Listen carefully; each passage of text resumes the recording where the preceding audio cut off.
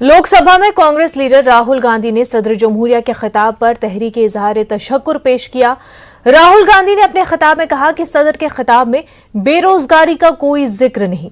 राहुल गांधी ने इस दौरान हुकूमत को जमकर तनकीद का निशाना बनाया। राहुल ने कहा कि 84% आबादी की आमदनी कम हो गई है। राहुल ने यह भी कहा कि पैसा गरीबों से छीनकर अमीरों को दिया जा रहा है। वहीं राहुल ने कहा कि यूपीए हुकूमत ने 27 करोड़ लोगों को गुर्बत से बाहर निकाला था, जबकि एनडीए हुकूमत ने 23 करोड़ लोगों को गुर्बत में पहुंचा दिया है। राहुल ने अपने खिताब में चीन और पाकिस्तान का भी जिक्र किया। उन्होंने कहा कि चीन अपने नजरिए में बिल्कुल वाज़ेह है। चीन अच्छी तरह जानता है उसे क्या करना है। हिंदुस्तान की खारजा पॉलिसी का सिर्फ एक ही बड़ा हदफ रहा है, पाकिस्तान और चीन को एक दूसरे से दूर रखा जाए, लेकिन असल में दोनों को करीब लाया गया। बीजेपी हुकूमत रोजगार देने की बात करती है, मगर सच ये है कि 2021 में करोड़ों अफराद की नौकरी चली गई। राहुल ने कहा कि 50 बरस में मुल्क में सबसे ज्यादा बेरोजगारी है। Thank you chairman sir for allowing me to speak on speaker sir for allowing me to speak on the thank you for allowing me to speak. I felt that the presidential address इस पिछले साल 3 करोड़ युवा रोजगार खोए हैं। आप बात करते हो रोजगार देने की। 2021 में 3 करोड़ युवा रोजगार खोए हैं। 50 साल से सबसे ज्यादा बेरोजगारी आज हिंदुस्तान में है। आपने मेक इन इंडिया की बात की, स्टार्टअप इंडिया की बात की, मगर जो रोजगार हमें हमारे युवाओं को मिलना चाहिए वो नहीं मिला, और जो था वो गायब हो गया। और ये सच्चाई है, और इस सच्चाई को आप भी पहचानते हो, क्योंकि आपने भी अपने भाषणों में रोजगार के बारे में कुछ नहीं कहा। कितना रोजगार पैदा किया गया है, किस प्रकार किया गया है, उसके बारे में आपने नहीं बोला, और आप बोल भी नहीं पाएंगे, क्योंकि अगर आप बोलेंगे तो हिंदुस्तान का युवा आपकी ओर देख के कहेगा कि ये मजाक कर रहे हैं। तो ये स्थिति पैदा कैसे हुई? यूपीए की सरकार ने, आपने पूछा 60 साल की बात आपने कही, यूपीए की सरकार ने 23 करोड़ लोगों को गरीबी से निकाला था 10 साल में। हमारा आंकड़ा नहीं है, हमारा आंकड़ा नहीं है, हमारा आंकड़ा नहीं है।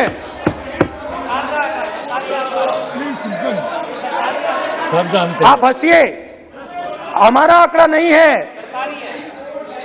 यह सच्चा आंकड़ा है। 27 करोड़ लोगों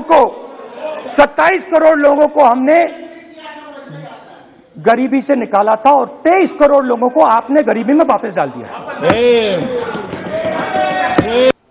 तो आज हिंदुस्तान में आप मेड इन इंडिया की बात करते रहते हो।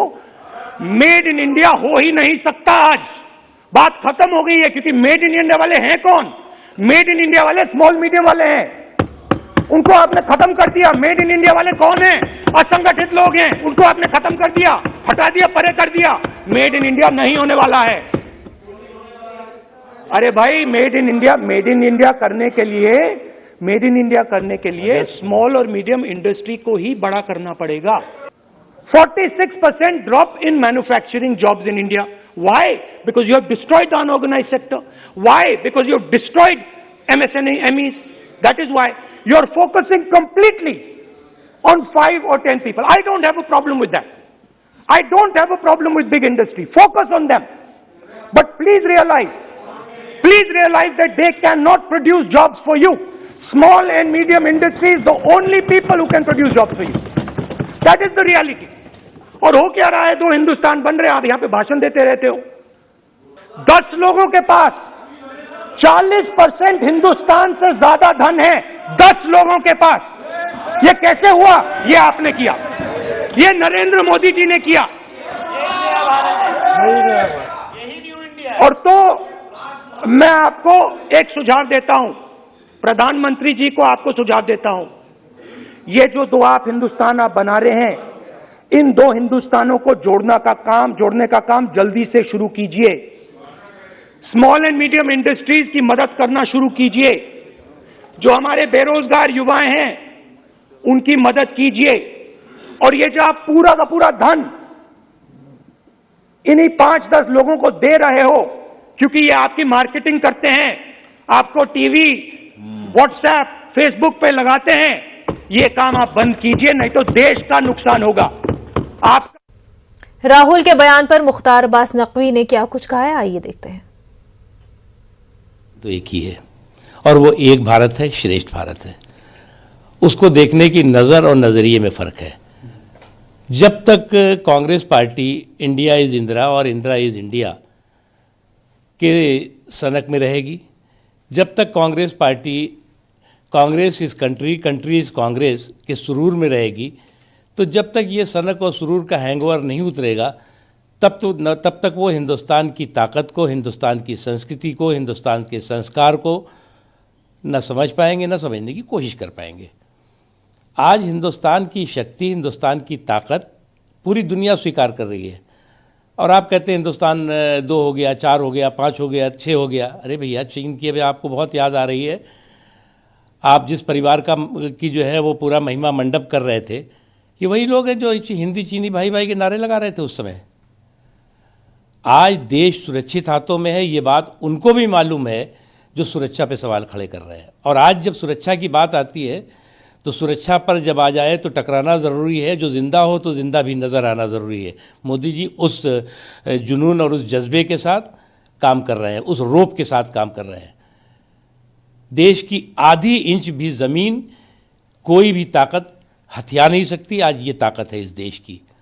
आप कहते हैं हिंदुस्तान कमज़ोर हो गया, हिंदुस्तान जो है वो बर्बाद हो गया, तो जब तक आप जो है वो इंडिया इज़ इंदिरा और इंडिया इज़ इंडिया और इंडिया इज़ इंदिरा के सनक में रहेंगे, जब तक आप जो है वो कंट्री इज़ कांग्रेस और कांग्रेस इस कंट्री के सुरूर में रहेंगे, और इस सुरूर और सनक का हैंगओवर जब तक आपको नहीं उतरेगा तब तक आप हिंदुस्तान को नहीं। इस मामले को लेकर के मजीद बात करने के लिए हमारे साथ BJP spokesperson Shubhendu Shekhar Awasthi ji जुड़ चुके हैं, साथ ही साथ कांग्रेस स्पोक्स पर्सन सूची विश्वास साहिबा भी जुड़ चुकी है। दोनों का खैर मकदम है न्यूज़ 18 उर्दू में। सबसे पहले अवस्थी साहब आपसे जानना चाहेंगे, बात हुई 2 इंडिया की, एक जो अमीरों के लिए है, एक जो गरीबों के लिए है। उसमें AA का वेरिएंट भी राहुल गांधी ने कहा है, अंबानी अडानी। वहीं 10 लोग हैं जो 40% जितनी पूरे मुल्क की वेल्थ है वो उन 10 लोगों के पास है। तो बहुत ही बड़ा जो यहां पर बीजेपी सरकार पर सवाल खड़ा कर दिया है राहुल गांधी ने। देखिए राहुल गांधी जी और उनके जो एडवाइजर्स हैं, मेरे को समझ में नहीं आता वो क्या एडवाइस कर रहे हैं उनको। मैं बार बार ये क्वेश्चन पूछता हूं जी। उन्होंने चिल्ला के कहा कि मेड इन इंडिया नहीं हो सकता। उनको यही नहीं मालूम है कि MSME सेक्टर्स में कितना डेवलपमेंट हुआ है पिछले 5 सालों में, 7 सालों में। तीसरी चीज वो कह रहे हैं कि बहुत 10 लोगों के बीच में 40% पैसा है भारत का। भाई 70 सालों में आपने जो इंफ्रास्ट्रक्चर बनाया, हमने तो उसको आगे ले जाने का काम किया है, और स्टार्टअप्स के माध्यम से हमने जो जनरेशन किया है ये वर्ल्ड का रिकॉर्ड है। और पूरे विश्व में ऐसे समय पर जब पूरा विश्व कोविड के अंदर एक फंसा हुआ है, इकोनॉमी खत्म हो रही है, उस समय पर 9.27 ग्रोथ की बात कर रहे हैं हम।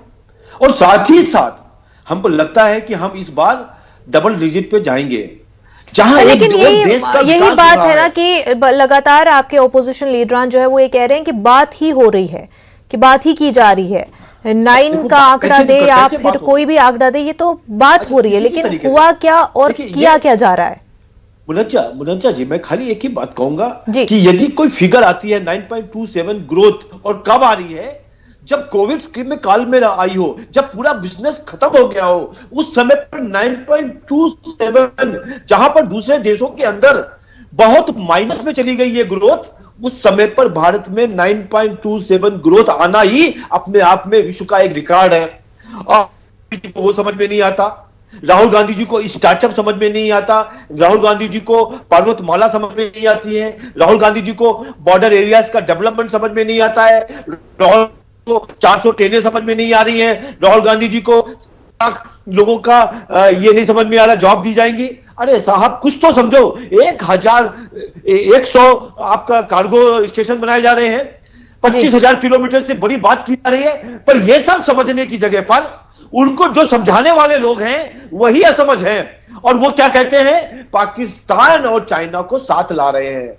अरे साहब 1963 में ही सक्षम वैली को पाकिस्तान ने चाइना को दे दिया था, 69 में उनके साथ परमाणु का कोलैबोरेशन किया था, तब किसकी सरकारें हुआ करती थी। और आज हमसे कह रहे हो कि आप लोगों के कारण ये दोनों पास में आ गए। अरे राहुल गांधी जी, आप बोलने से पहले कुछ इतिहास पढ़ लो। हो सकता है कि उस समय आप पैदा नहीं हुए होंगे, हम भी नहीं पैदा हुए होंगे, पर हम पढ़ के आते हैं और टीवी चैनल पे बताते हैं या पार्लियामेंट पे आके नौकरी करने। सूची जी, क्या राहुल गांधी को कुछ भी समझ नहीं आता और जो उनको समझाते हैं उनकी भी समझ में कुछ नहीं है? हाँ, ये लोग पढ़ के आते हैं ना, एक्चुअली व्हाट्सएप यूनिवर्सिटी से पढ़ के आते हैं, और डेटा मैनिपुलेशन में तो इनका कोई जोड़ ही नहीं है। ये बता रहे हैं कि बॉर्डर्स का डेवलपमेंट हुआ है, कहां पर हुआ है? पेंटागन की रिपोर्ट देख लीजिए, सैटेलाइट की इमेजेस देख लीजिए, उसपे भी तसल्ली ना हो तो पैंगोंग, गैल्बॉन या दौलत बेग ओल्डी तक जो डेवलपमेंट हुआ है उसको देख लीजिए, उससे भी तसल्ली ना हो तो अरुणाचल प्रदेश की सीमा में 4.5 किलोमीटर तक जो गांव बसा है वो देख लीजिए। अगर फिर भी आपकी आंखों में कोई दूरदृष्टि में दोष है तो जो सड़कें, जो इंफ्रास्ट्रक्चर और जो फाइबर केबल वायर बिछाया चाइना ने वो देख लीजिए, और हम पर नहीं तो पेंटागन रिपोर्ट्स पे भरोसा करिए। दूसरा, एमएसएमईज का उन्होंने वायदा किया। देखिए, कोरोना पैंडेमिक की मैनेजमेंट में सरकार पूरी तरह फेल्योर साबित हुई।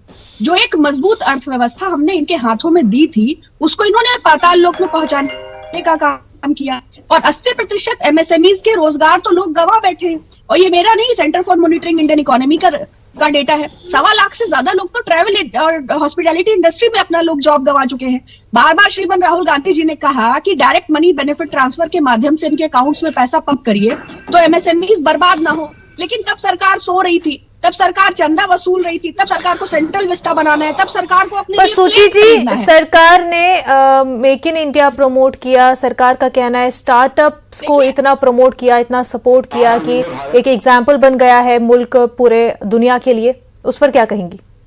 देखिए, ये प्रोपेगेंडा है। आप एक उदाहरण ले, बेटी बचाओ अभियान का 80% से ज्यादा पैसा सरकार ने विज्ञापन पर खर्च किया।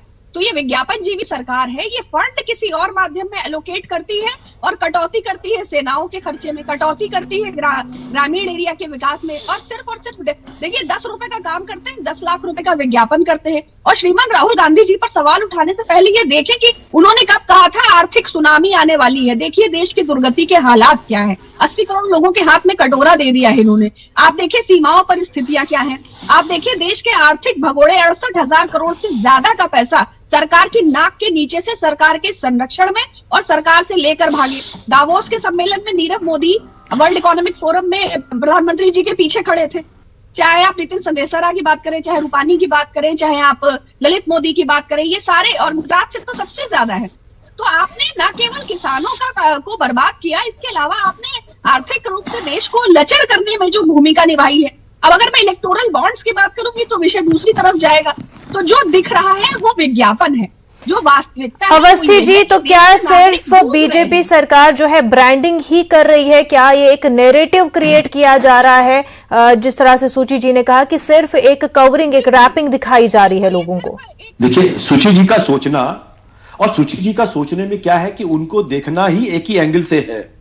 जैसे इन्होंने बताया बेटी बचाओ बेटी पढ़ाओ के अंदर 80%, पता नहीं कहां से डाटा लाया, पर हम एक बार मान भी लेते हैं, जो बेटी बचाओ और बेटी पढ़ाओ में जो पैसा खर्च होना चाहिए वो विचारधारा की लड़ाई के ऊपर लड़ना था, लोगों को समझाना था और घर घर ये पहुंचाना था। और वो केवल और केवल एडवर्टाइजमेंट के माध्यम से ही पहुंचाया जाएगा, किसी को रास्ते में रोककर चाय पिलाकर ये पैसा नहीं खर्च किया जाना था। एक व्यक्ति के मानसिकता को चेंज करने के लिए यदि इतना पैसा खर्चा किया गया और एडवर्टाइजमेंट किया गया तो वो सुची जी को खराब लग रहा है, क्योंकि उनको ना बेटी चाहिए थी ना उनको पढ़ाना था। उन्होंने आज तक 70 सालों में बेटी का शोषण ही किया था। और दूसरी चीज क्या बात कहना चाह रही है कि वो कहते हैं नीरव मोदी का नाम लेती है। अरे कितने पैसा दिया था इनको सुची जी?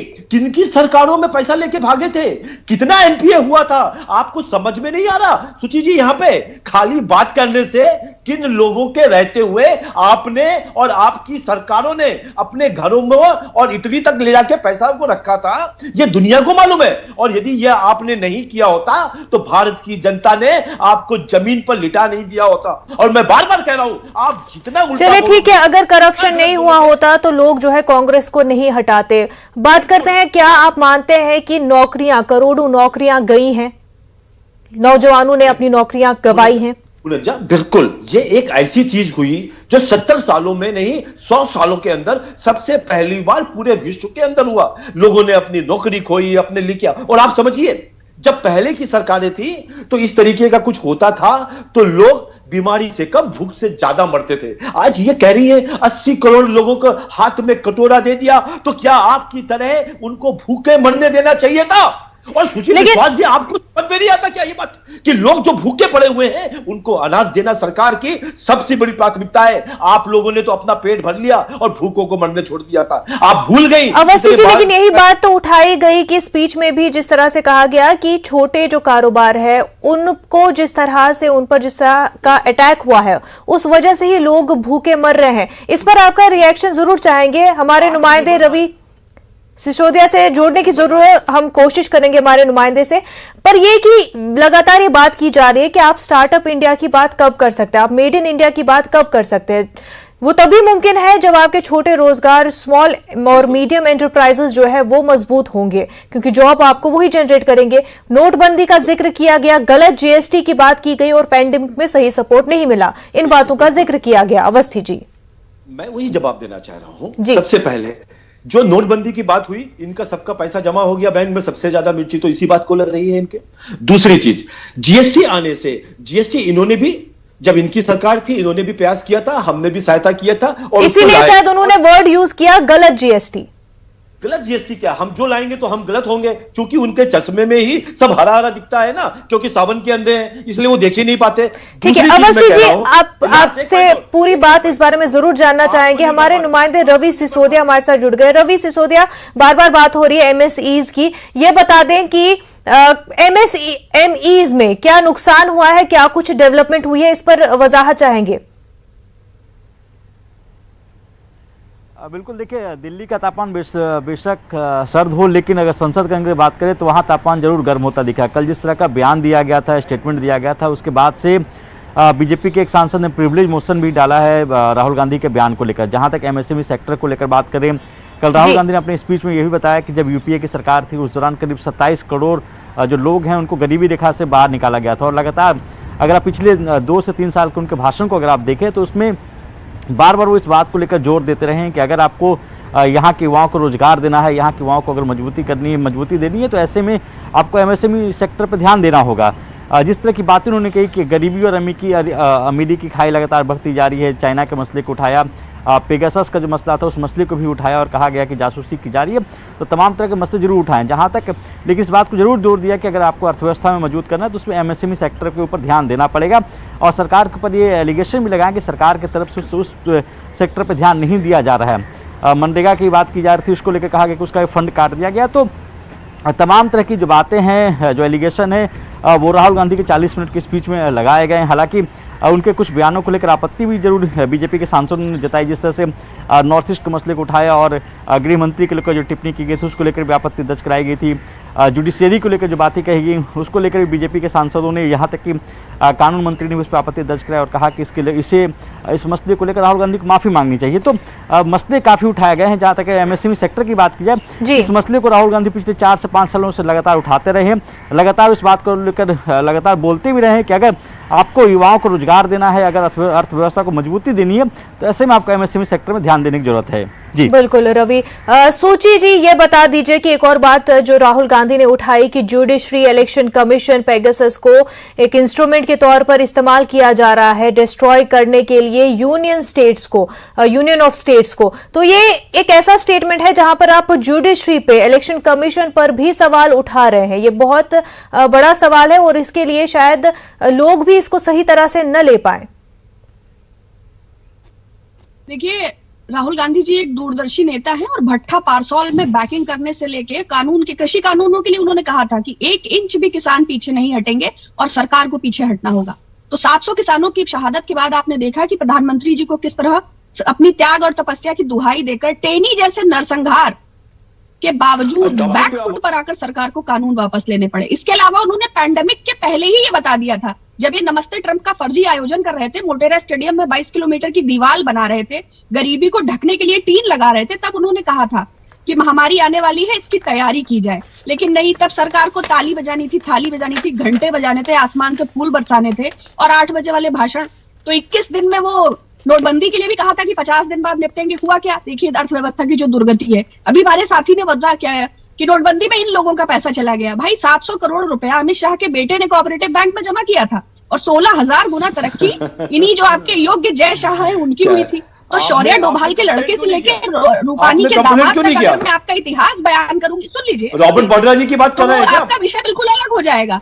लेकिन और दूसरा, जो सरकार जासूस है, पेगासस स्पाईवेयर के बारे में क्या हो गया, इलेक्शन कमीशन के बारे में, अरे जब अमित मालवीय जैसा आदमी बयान देता है कि कर्नाटक में चुनाव कब आएगा, कब डेट होगी, तो इनके तो गृह मंत्री ही खुद ही इस तरह की घटनाओं को जन्म देते हैं और खुद ही इस तरह की बातें करते हैं। तो चाहे नोटबंदी हो, चाहे गब्बर सिंह टैक्स हो, चाहे किसानों के प्रति लाए गए ये कानून हो, चाहे सरकार की सैन्य सेवाओं से जुड़े लोगों का सरकार फोन टेप कर रही है, विपक्ष के नेताओं का, राहुल गांधी बिल्कुल लगातार बार बार ही जो है ओपोजिशन पेगासस का मामला उठा रही है और उसको बहुत जल्द छोड़ दे ऐसा भी नहीं लग रहा है, ऐसे आसार भी नजर नहीं आ रहे हैं। अवस्थी जी, एक जो इंटरेस्टिंग सी बात यहां पर नोट करने वाली राहुल गांधी की स्पीच में, उन्होंने बार बार और एम्फेसिस देकर द यूनियन ऑफ स्टेट्स की बात की। द यूनियन ऑफ स्टेट्स, जहां पर एक तरफ हम देखते हैं कि बीजेपी जो है वन नेशन की बात करता है। वन नेशन के माने ये भी निकलते कि एक ही सेंटर से, मतलब एक ही ताकत जो है चलाएगी पूरे नेशन को। जो बात भी उन्होंने कही कि शहंशाह और शहंशाह किसी की सुनते नहीं है, वो एक ही छड़ी से सब पर राज करना चाहते हैं और दूसरों की सुनते नहीं है। वहीं उन्होंने एम्फेसिस दिया the union of states, meaning diversity जहां पर है, मीनिंग जहां पर डिफरेंट कल्चर्स है और सबके हुकूक बराबर है। ये एक बहुत ही सटल वे में उन्होंने इशारा दिया है। डिक्टेटरशिप के अंदाज में उन्होंने कहा कि क्या हुकूमत अभी हो रही है मुल्क में। दो चीजें, इनको तो हुकूमत की बात ही करेंगे, ऐसी बात करेंगे क्योंकि ये पूरे भारत के अंदर शून्य से भी नीचे चले गए। एक आध राज्यों में कुछ बचे हुए हैं, जो बचे हुए हैं वो G23 में हैं, या इनकी जो स्टार कैंपेन कमेटी के भी लोग इधर उधर ज्वाइन कर रहे हैं, चाहे वो राज बब्बर हो, चाहे RPN सिंह जी हो। अब ये जब इनके पास कोई बचेगा ही नहीं तो ये बातें भी यही करेंगे। दूसरी चीज, क्यों? क्योंकि इन्होंने कभी इन्होंने समझा ही नहीं कि सेंट्रल और यूनियंस के बीच में क्या रिलेशनशिप होती है और किस तरीके से काम होता है। जब कभी समझने की कोशिश करी थी इन्होंने तो उस समय इमरजेंसी लगा दी थी, इनको याद होगा सुची जी को। दूसरी चीज, अभी ये बड़े बेरोजगारी की बात कर रही थी कि क्या हो गया, पता नहीं क्या हो गया और क्या रेट में लोग हो गए, इतने लोग हो गए। मैं इनको बता देता हूं, 2001 से लेकर 2013 तक जो एवरेज था आपका बेरोजगारी दर का, वो 6 था और आज भी 6 ही है। आपको पता नहीं कहां से पढ़ के नहीं आते या तो समझ के नहीं आते आप लोग। कुछ भी टीवी पे आके राहुल गांधी जी या सुची विश्वास जी बोलते हैं। सुची जी, क्या मैं बार-बार आप सुन रहे हैं कि अनएम्प्लॉयमेंट बढ़ी नहीं है? फिर मैं ये कह रहा हूं कि जो रेट था तब से मेंटेन है और पेंडेमिक तो नौकरी दी नहीं गई है।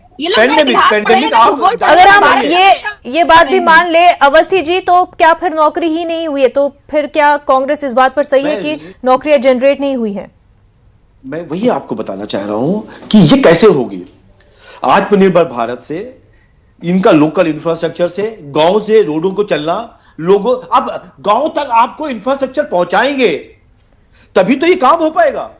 वो आप में पहुंचाया नहीं था क्योंकि आपकी रोड तो यहां से चलती थी, इटली पहुंचती थी। पर दिल्ली के बगल के गांव में ग्रेटर नोएडा तक नहीं पहुंच पाती थी।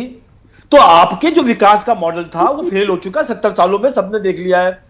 और मोदी जी के विकास का मॉडल का रिजल्ट ये है कि पैंडेमिक के बावजूद भी 9.27।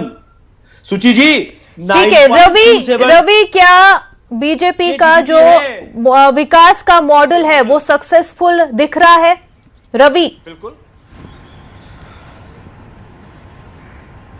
देखिए, अगर सत्र की बात करें तो सत्र के दौरान इस मसले को उठाया भी गया था। कल राहुल गांधी ने इस बात को बताया और कहा कि जो रोजगार की बात करते रहे, एम्प्लॉयमेंट की बात करते रहे, इसको लेकर जो वादे किए गए थे वो नहीं पूरे किए गए और आंकड़े भी दिए गए। और ये कहा गया कि जो रोजगार दिए गए थे, रोजगार और गरीबी रेखा की अगर बात करें तो सबसे ज़्यादा यूपीए के टाइम पे 27 करोड़ लोगों को गरीबी रेखा से बाहर निकाला गया था। और राहुल गांधी ने इस बात को लेकर जोर दिया कि 23 करोड़ लोगों को जब से एनडीए की सरकार रही तब से वो गरीबी रेखा के नीचे चले गए हैं। बिल्कुल रवि, राहुल गांधी ने यहाँ पर डेटा देते हुए कहा कि 27 करोड़ लोगों को यूपीए ने गुर्बत से बाहर निकाला था और एनडीए ने जो है 23 करोड़ को गुर्बत में डाल दिया है। सुची जी, आप कुछ कहना चाह रही है, जल्दी आपका रिएक्शन चाहेंगे।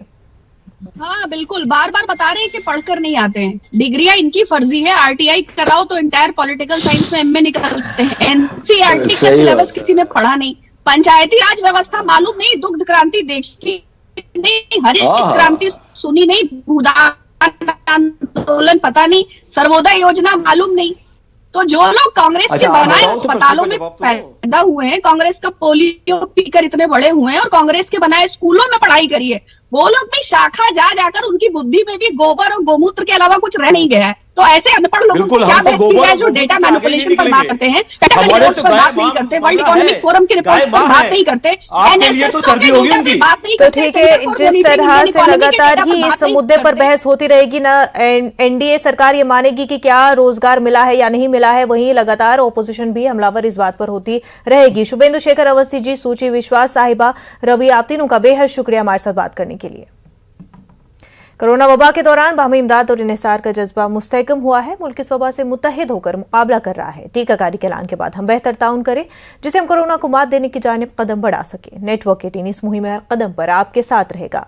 जब तक सभी महफूज नहीं होते तब तक कोई भी महफूज नहीं होगा। इसी सोच की बुनियाद पर हमारी मुहिम संजीवनी का मकसद ये यकीनी बनाना है कि वैक्सीन पाना सभी हिंदुस्तानियों का हक है।